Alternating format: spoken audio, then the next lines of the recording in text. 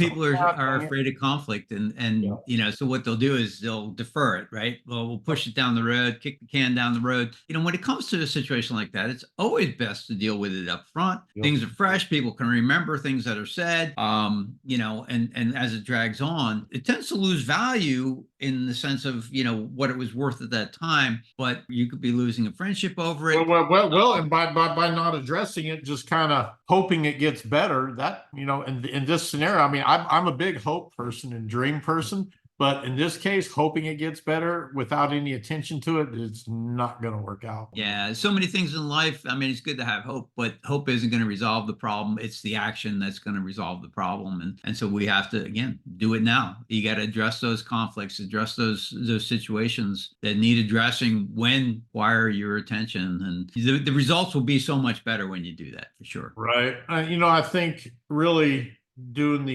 putting up some of these things to help us guide our mind into the things that are true and of value. I think we really have to define what our reality is.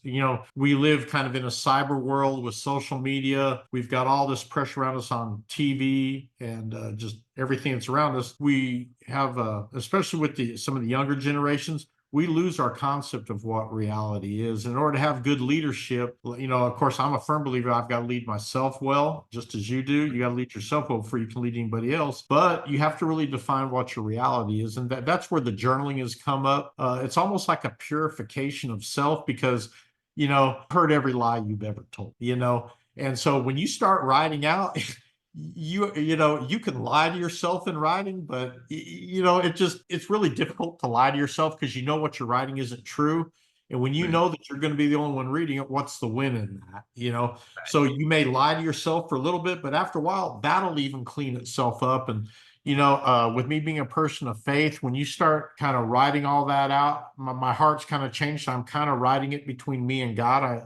You can call it just a reality check, confession check, asking God to bless me and to clean up my life. And so through me writing, it's really helped me define really what's important. It's helped me define my values. It's helped me really define what is real in my reality and what is important.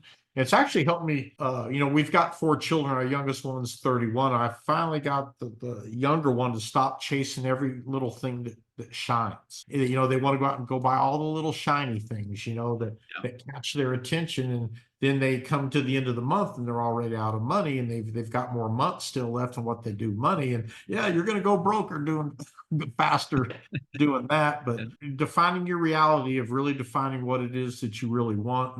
And that will compete with some of your time. And, I was asked, it's probably about a month ago, Dan, how much money is enough? And I've asked that question to some people, and some people go, man, if I can just make 100,000 a year, that's enough. And I said, well, would you make 150? Oh yeah, I'd make 150. Well, would you make $1 million? Oh no, that's just too much. And so kind of doing a rough analysis just through asking that question, I think we limit ourselves so much because we don't know what it is that we want. Now, you asked me that question today, but as a matter of fact, ask me that question, how much money is enough? Dan, how much money is enough? There isn't no limit. I want to get as much as what I can get because through the process, I want to do more so I can be more, so I can serve more, so I can give more, so I can be more. And it's a cycle. I've discovered that, of course, with the faith life, that none of it's mine. None of it's really mine. I'm here on this earth for this short period of 80, 90, 100 years. I have a friend that just made it to 102, but it all has a time limit. And I'm just supposed to be a good steward over it. I'm just supposed to make better decisions, less regrets. I'm supposed to invest in things and try to help as many people along the way. And the way how I personally view things through the journaling and kind of just getting a little bit older and wiser, not skinnier, but a little bit wiser, is that my children, my wife, my car, this chair, this office, really none of it's mine because I've surrendered my life and I've submitted my life to something bigger and better me, known as the Creator. So, and it's been wonderful the way and the blessings that I have. And I think that the better steward that you are, the more that you end up being able to manage.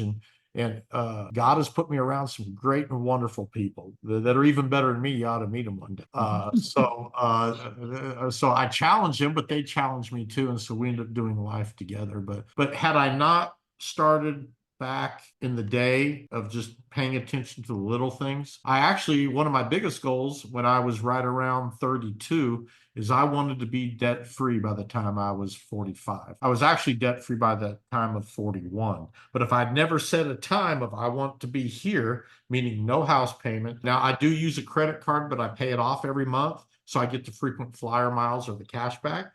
But I wanted to be debt free by the time I'm 45. And so now in our business, we'll have people tell us, oh, well, you need credit to get this out. And I agree, like a house, a car. But what would it look like if we could all end up getting to a place of being debt free? Now, a lot of people say, oh, well, you can leverage the debt so you can get more. And I understand that. I've done studies on that. And I'm not saying I disagree. I'm just saying for me, I can think freer when I'm not in the bondage of debt, especially when I willfully don't interjoin in it. I mean, and I do believe in saving money too, but I also believe in investing and planting seeds in others and helping them get to a higher level than them. And I do really try to serve people, but I'm also, and I'm not bragging by no means or being egotistical and being debt free, but why wouldn't you want to be debt free?